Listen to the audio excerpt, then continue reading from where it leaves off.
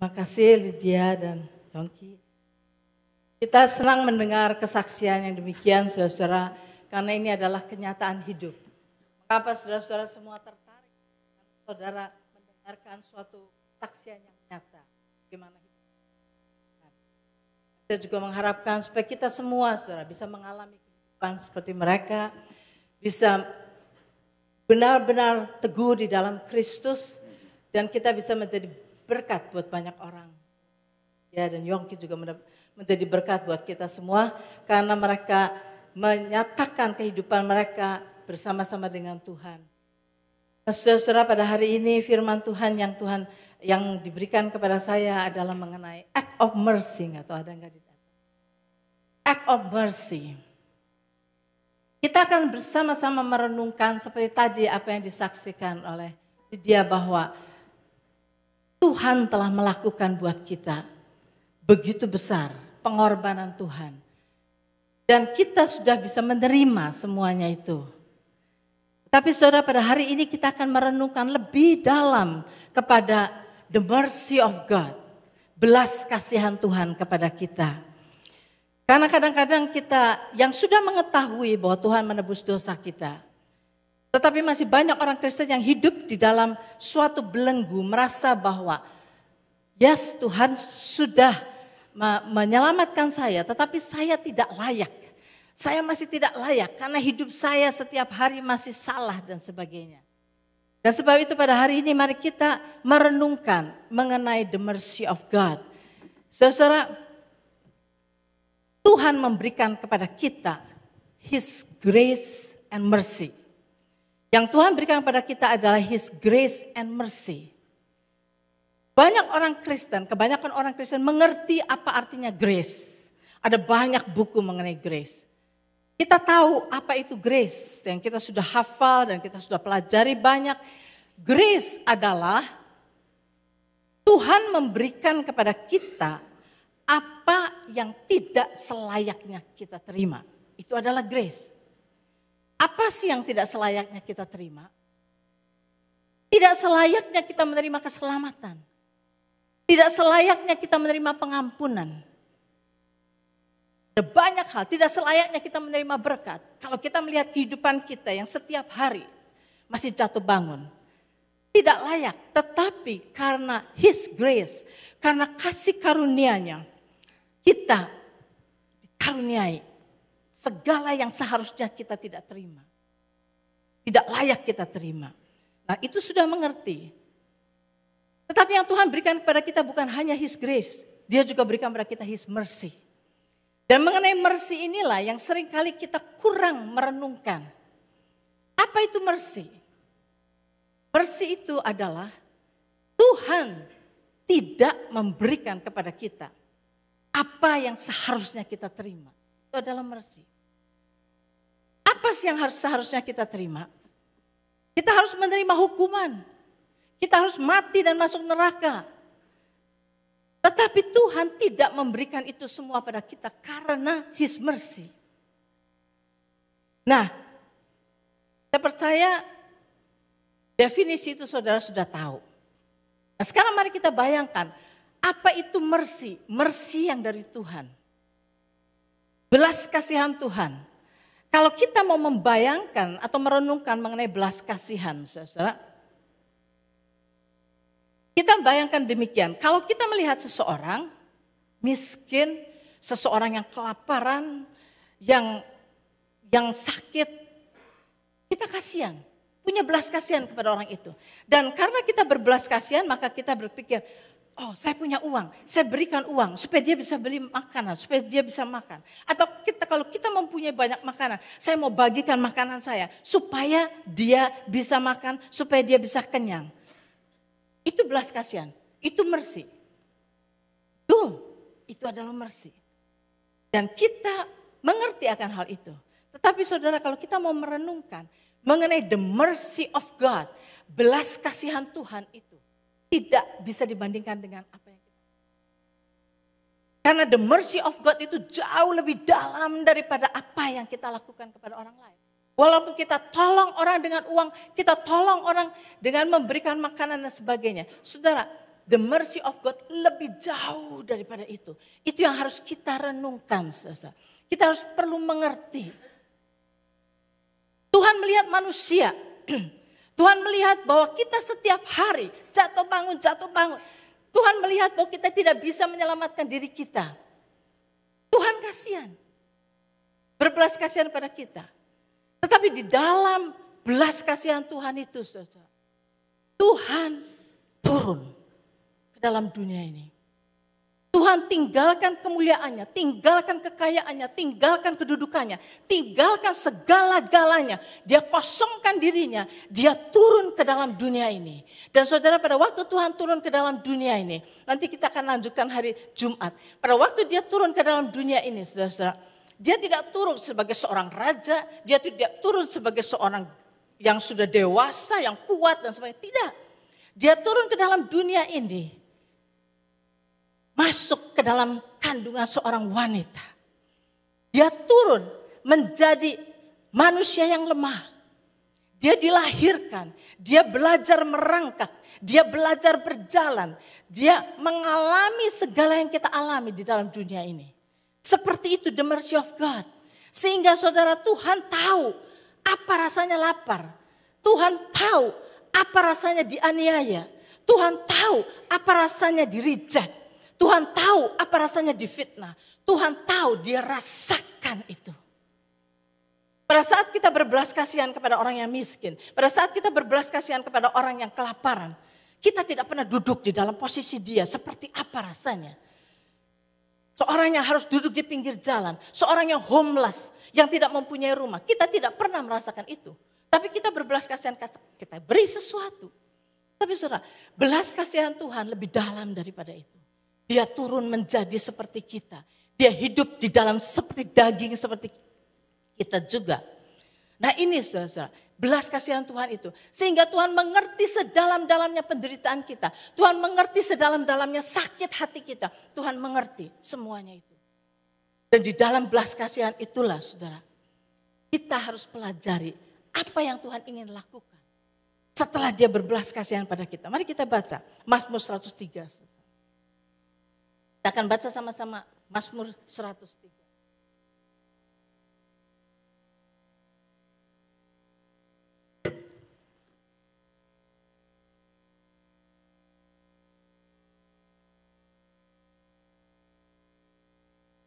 Baca dari ayat yang pertama.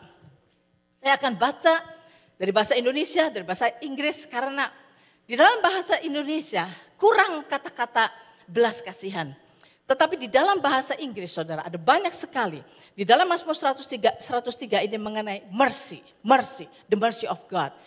Sehingga kalau saudara membaca Mazmur 103 di dalam bahasa Inggrisnya title, judul di atasnya itu berkatakan Praise for the Lord's mercies. Praise for the Lord's mercies. Mari kita lihat dari ayat yang pertama dalam bahasa Indonesianya. Pujilah Tuhan, hai jiwaku. Pujilah namanya yang kudus, hai segenap batinku. Pujilah Tuhan, hai jiwaku. Dan janganlah lupakan segala kebaikannya. Apa sih kebaikan Tuhan, saudara? Kebaikan. Ayat 3 dikatakan, Dia yang mengampuni segala kesalahanmu, yang menyembuhkan segala penyakitmu. Ya saudara, Dia yang mengampuni segala kesalahanmu. Yang kita sudah pelajari berkali-kali pada waktu-waktu yang lalu. Tuhan ampuni kita saudara. Banyak orang Kristen berpikir Tuhan hanya ampuni kita pada masa lalu kita. Sebelum kita bertobat kepada Tuhan, kemudian kita datang kepada Tuhan dan meminta ampun kepada Tuhan. Dan menerima Yesus sebagai Tuhan dan Juru Selamat, dosa kita yang pas sudah diampuni. Tetapi kemudian kita berdosa lagi. Dan itu kita harus pertanggungjawabkan. Saudara, Tuhan mengampuni dosa kita past, present, and future. Saya sudah terangkan pada khotbah-khotbah yang lalu. Bagi saudara yang masih belum mengerti atau masih mempertanyakan hal ini, bagaimana Tuhan bisa ampuni dosa saya yang belum saya lakukan? Saudara, kalau saudara masih belum mengerti, saya nggak akan terangkan sekarang ini karena waktu saya hanya sedikit. Tapi setelah ini 12.30 akan ada Bible study, saudara bisa tanya, saya akan bisa jawab itu semua. Saudara, Tuhan sudah ampuni dosa kita, past, present, and future. Dikatakan dia yang mengampuni segala kesalahanmu. Apa arti kata segala? Arti kata segala adalah segala. Segala. Bahasa Inggrisnya, who forgives all your benefit. Or forgive all your iniquities. All itu adalah all, saudara. Semuanya. Kemudian, mengapa Tuhan ampuni? By His mercy. Karena Tuhan tahu, nanti at the end, ayat 14 saudara mengetahui. Mengapa? Saudara, Tuhan ampuni semua dosa-dosa kita. Dan yang dia lakukan di dalam ayat 4 dikatakan dia menebus hidupmu dari lubang kubur. Bahasa Inggrisnya, who redeems your life from destruction. Who redeems your life from destruction. Saudara, tahukah kita bahwa hidup kita ini, kalau kita tidak mau berjalan dengan Tuhan, kehidupan kita ini menuju kepada kehancuran, destruction. Mungkin kita berpikir, oh saya punya uang banyak, oh saya punya segala-galanya. Hidup saya enggak rusak kok. Saudara, setiap orang yang tidak berjalan dengan Tuhan, saudara, menuju kepada jalan Tuhan, berbalik, repent untuk berjalan bersama dengan Tuhan. Saudara sedang berjalan bersama dengan iblis, menuju ke satu tujuan yang lain. Karena tujuan daripada iblis adalah kehancuran, adalah neraka. Sebab itu, Tuhan dikatakan, Tuhan redeems your life from destruction. Saya pernah menceritakan satu kejadian pada zaman perbudakan. Bagi saudara yang ingatannya kuat, saudara pasti masih ingat ilustrasi-ilustrasi yang saya berikan. Pada waktu perbudakan, zaman perbudakan, banyak diadakan lelang, ya, auction. Budak-budak yang dijual. Pada waktu pelelangan yang seperti itu akan banyak tuan-tuan tanah orang-orang kaya mau beli budak karena mereka membutuhkan budak untuk bekerja di tempat ladangnya dan sebagainya. Satu hari pada zaman dulu itu kan sedang ada pelelangan. Budak-budak itu sudah ada di sana, semua dibelenggu, semua dibelenggu. Sudah banyak tuan-tuan tanah kumpul di situ. Mau beli, saudagar-saudagar, mau beli, mau bid, ya itu lelang. Mau bid orang-orang yang sedang mau dijual atau dilelang. Di antara banyak orang itu yang kumpul, mau beli, ada satu orang gentleman. Seorang gentleman yang sudah tua. Wajahnya begitu lembut. Dia berdiri di antara banyak orang yang mau beli budak itu. Dia beli dan dia berdiri dan dia perhatikan budak-budak yang sedang berbaris di situ. Dia lihat satu persatu wajah daripada budak itu. Kemudian perhatiannya tertuju kepada satu anak perempuan kira-kira umur 15 tahun. Anak itu gemetar, dia menangis, dia ketakutan. Maka dia perhatikan anak itu. Satu persatu dilelang. Orang ini dijual pada saat anak muda ini, anak perempuan ini ditaruh di atas panggung. Orang mulai bidding, saya mau $100. Yang lain bilang, no saya 150. Yang lain bilang, saya 200. Laki-laki ini bilang 250. Ada yang bilang 300. Laki-laki ini bilang 400. Yang lain bilang 450, dia bilang 500. Dia terus bid sampai akhirnya dia dapat. Laki-laki ini mendapat anak perempuan itu. Bawanya turun dari panggung. Bawa agak jauh, kemudian dia lepaskan belenggu. Setelah dia lepaskan belenggu itu, dia kata, nah sekarang pergilah, kamu bebas, pergi, kemana yang kamu mau, pergi. Bingung, dia nggak tahu, pergi kemana? Dia bilang, pergi, kamu sekarang bebas, kamu bebas sekarang. Kamu mau kemana pun juga boleh. Anak ini bilang, tapi saya kemana? Saya nggak bisa, nggak punya siapa-siapa. Saya mau ikut kamu. Dia Dia bilang, no, kamu bebas, freedom, free. Dia gak mau, saya mau ikut. Orang tua, kamu mau ikut saya? Oke.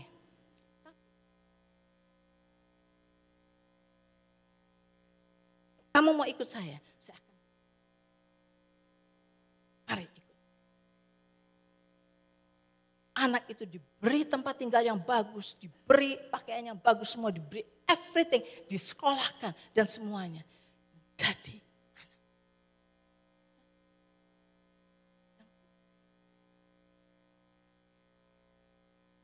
kita ditebus dari distraction, kehidupan yang akan menghancurkan kita.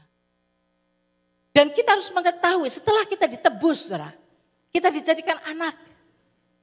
Karena the mercy of God, kita dijadikan anak. Dan Tuhan ingin agar supaya kehidupan kita bisa mengalami apa yang Tuhan sediakan bagi kita. Gereja ini mempunyai tema atau mempunyai visi. Family church rooted in Christ to be blessing for the nation. Saudara, bagaimana kita bisa menjadi blessing buat orang lain kalau kita sendiri selalu hidup di dalam kekurangan? Kalau kita sendiri hidup selalu di dalam ketakutan. Mengapa? Karena kita selalu merasa, Tuhan maha kuasa, Tuhan maha kaya, Tuhan baik. Tapi sayanya yang tidak worthy, sayanya yang tidak layak menerima semua kebaikan Tuhan. Semua orang Kristen tahu Tuhan maha kuasa. Semua orang Kristen tahu Tuhan sanggup melakukan apapun juga. Tetapi banyak orang Kristen yang berpikir, yes Tuhan maha kuasa, tapi saya enggak layak, saya tidak layak. Saudara, pada hari ini, kalau saudara pelajari the mercy of God, semoga saudara sadari bahwa karena His mercy kita dilayakkan. Tuhan ingin agar supaya kita bisa merasakan apa yang Tuhan sediakan bagi kita. Mengalami the Lordship of Jesus Christ yang tahun ini sedang kita renungkan. Mengalami Tuhan di dalam hidup kita sehingga saudara kita akan bisa menjadi blessing buat banyak orang. Apa yang kita terima dari Tuhan bukan untuk diri kita sendiri tetapi untuk dialirkan, untuk disalurkan kepada orang-orang lain.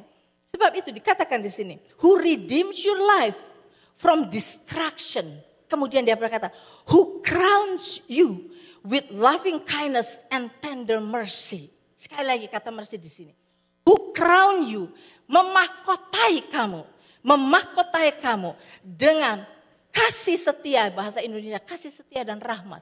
Bahasa Inggrisnya loving kindness and tender mercy.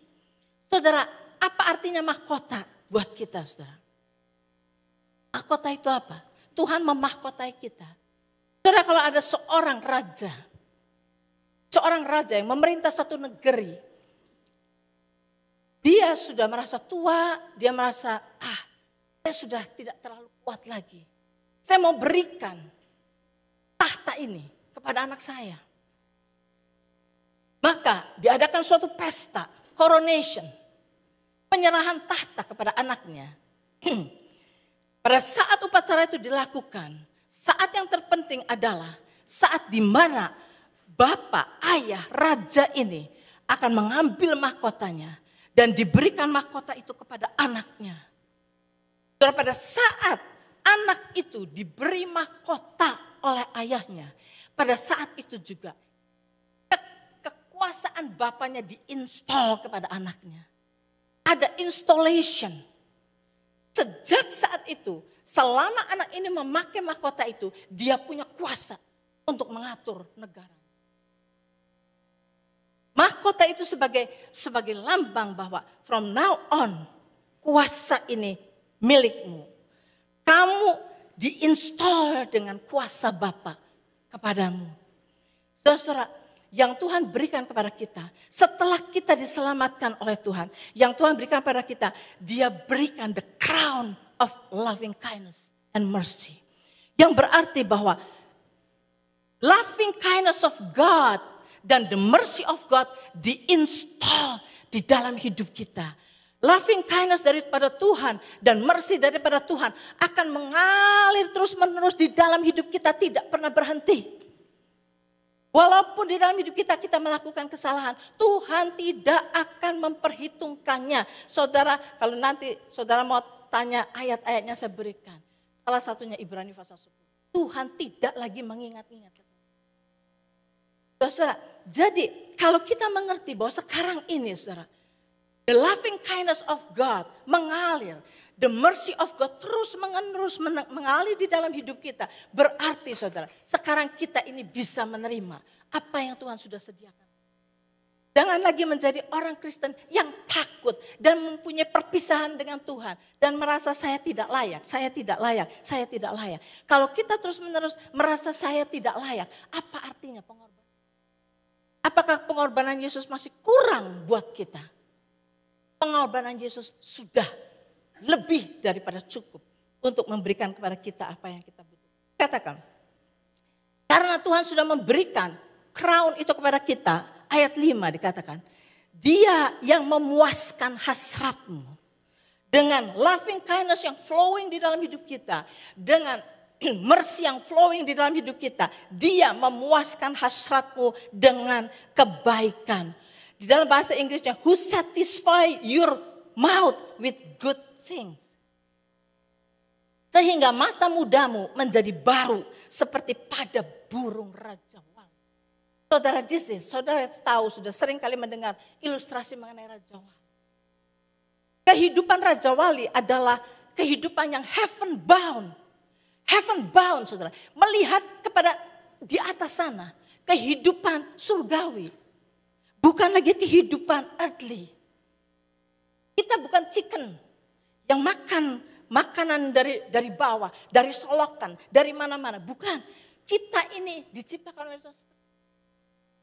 Dan Tuhan mencurahkan His tender mercy kepada kita dan mercy-nya kepada kita dan juga mercy dan loving kindness kepada kita itu supaya kita mengalami segala yang Tuhan sediakan bagi kita dan kita bisa renew our strength seperti Raja Wali. Sekarang kita tahu bahwa saya adalah anak Tuhan yang bisa berkata seperti tadi dikatakan, Abba, Father. Saya sekarang bisa jalan bersama-sama dengan Tuhan sebagai anaknya. Kita sekarang bisa naik ke atas heaven bound, bukan earthly bound.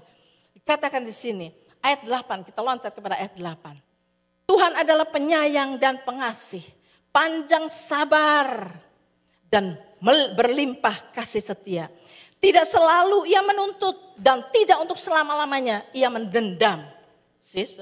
Tidak untuk selama-lamanya Tuhan mendendam. Tidak dilakukannya kepada kita setimpal dengan dosa kita. Dan tidak dibalasnya kepada kita setimpal dengan kesalahan kita. Tetapi setinggi langit di atas bumi, demikian besarnya kasih setianya atas orang-orang yang takut akan Dia. Sejauh timur dari barat, demikian dijauhkannya daripada kita pelanggaran kita. Seperti Bapa sayang kepada anak-anaknya. Demikian Tuhan sayang kepada orang-orang yang takut akan Dia. Dan inilah saudara, mengapa Tuhan ampuni semua dosa kita. Ayat 14 dikatakan, sebab Dia sendiri tahu apa kita. Dia ingat bahwa kita debu. Kita ini debu, saudara. Dia tahu. Dia tahu, dia ingat. Mengapa kita masih jatuh lagi dosa? Karena debu ini bound to earth. Tuhan tahu. Itulah sebabnya pada waktu kita terima Yesus, saudara, yang diperbaharui oleh Yesus adalah spirit kita. Spirit kita ini, roh kita ini sekarang sempurna. Mempunyai kodrat ilahi. Itu yang akan kembali lagi kepada Bapa di surga. Bab itu saudara, Tuhan tidak memperhitungkan. Kita ini debu. Kita ini debu. Jadi saudara, yang Tuhan mau kita mengerti adalah Tuhan memberikan kepada kita second chance. Tuhan memberikan kepada kita chance yang tidak pernah berhenti.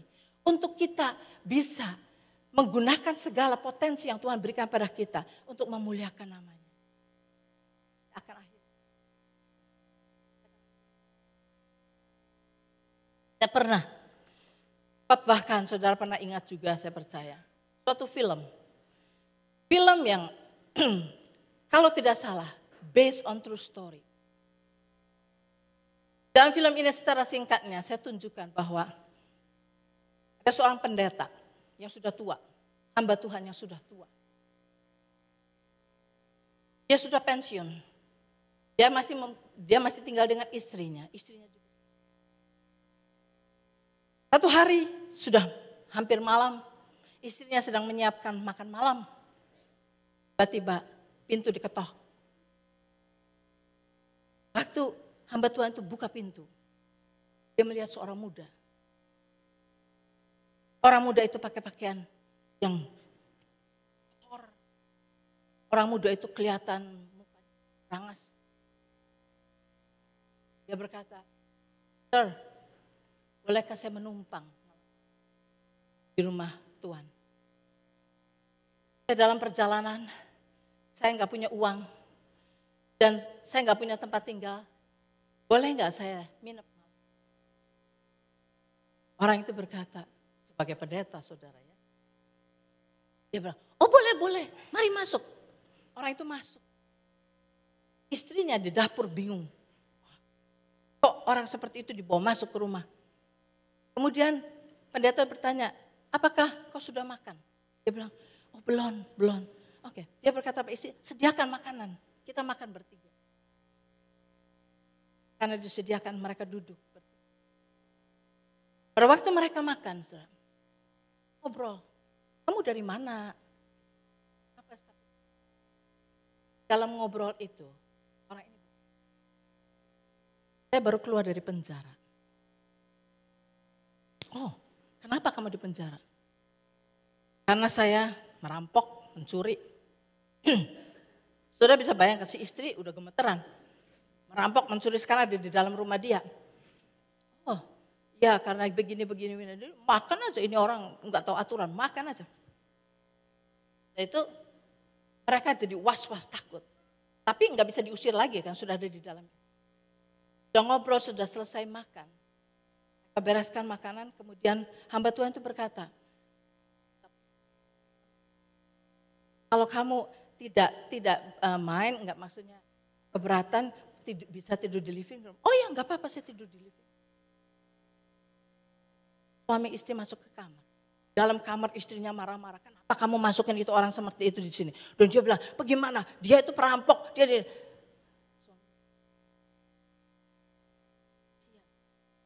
berbelas. Kemudian pagi bangun, Bapak pendeta ini keluar dari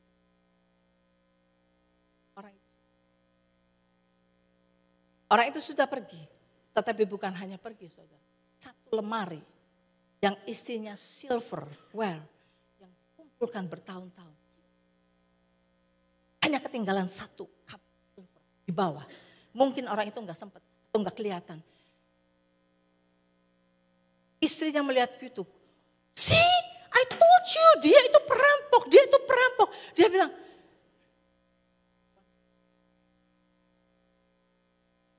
"Udahlah, ini hanya barang." "Iya, kita kumpulkan bertahun-tahun." Ya sudah, suaminya coba menenangkan istrinya. Akhirnya hari berjalan, kira-kira. Dok. Dibuka pintu ini, ada 2 orang polisi dengan pencuri itu. Dengan, saudara tahu sarung bantal itu isinya semua silver itu. Dia pakai sarung bantal, saudara, di ini. Dan kemudian polisi ini berkata, "Sir, Tuan, saya baru tangkap ini orang. Saya mau tanya, apakah ini barangmu? Apakah ini barangmu?" Tuhan itu melihat. Kau tahu, dia ini pencuri. Dia baru keluar dari penjara dan kami perhatikan. Dan tadi pagi kami nggak tahu kapan keluar dari rumahmu, kami temukan dia. "Ini barangmu kan?" Dia sudah mencuri. Kemudian hamba Tuhan ini berkata, "Oh no, dia bilang. "Saya kasihkan kau ini kepada dia. Dan by the way, masih ada satu ketinggalan. Dia ambil saudara, yang satu cangkir, dia bilang, ini kamu ketinggalan cangkir ini. Dia bilang, no, memang saya berikan kepada dia. Saya katakan supaya dia akan bisa menjual dan dia punya modal buat hidupnya. Dua-dua melongo. Oh jadi istri melongo di sini. Ini bagaimana ini orang sudah ini. Si pencuri melongo juga kan. Hah? Iya, saya kasih kok kepada dia. Akhirnya polisi itu gak bisa apa. Pergi, orang itu pergi, polisi pergi. Istri kan maki-maki. Loh kok itu udah ditangkap jadi enggak?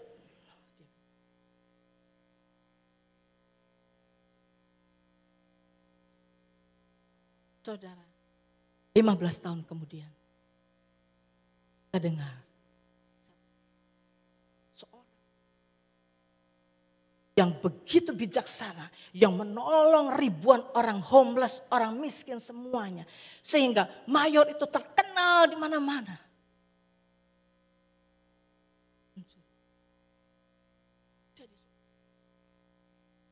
Dia pada waktu diberi mercy, saudara, that is mercy. Pada saat kita, saudara, melihat seseorang bersalah, mungkin kita bisa masuk. Tapi kalau dia balik lagi bersalah lagi, apa yang akan kita lakukan? Tendang dia. Enough is enough. Saudara bisa bayangkan, kalau ada seorang pemabuk masuk ke dalam gereja. Dia mau dengarkan firman Tuhan, dia menangis. Dia mau terima Tuhan. Oh kita pasti semua kita pasti akan datang. Mari terima dia. Biarpun dia bau, biarpun apa, saudara akan baik kepada dia. Tapi kalau minggu depan dia datang lagi mabok.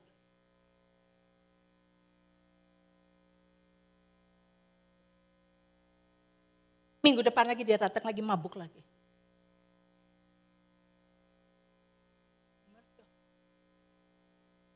Saat kita tidak, dia berikan kepada kita chance. Jangan sia-siakan. Firman Tuhan diberikan setiap saat untuk membuat kita maju, untuk membuat kita belajar. Mari, the mercy of God itu pour upon us setiap hari. Loving kindness daripada Tuhan, terima saudara, terima. Jangan tolak, jangan kita berkata, ya Tuhan saya tahu engkau baik tetapi saya tidak layak. No, Tuhan katakan terima. Orang ini, pencuri ini saudara, tidak layak. Dia bisa berkata saya tidak layak, saya curi. Dia terima berkat itu. Dia jual dan kemudian dia menjadi orang yang menolong ribuan orang. Menolong satu kota. Saudara, blessing, mercy daripada hamba Tuhan ini. Hamba Tuhan ini mungkin sudah mati 15 tahun. Ya.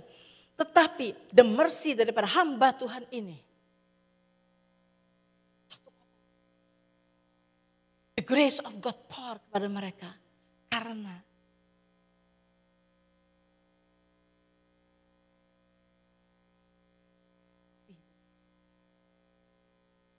the mercy of God. Sebab itu, jangan kita tolak. Jangan kita tolak. Dan berkata Tuhan, your grace, your blessing, semua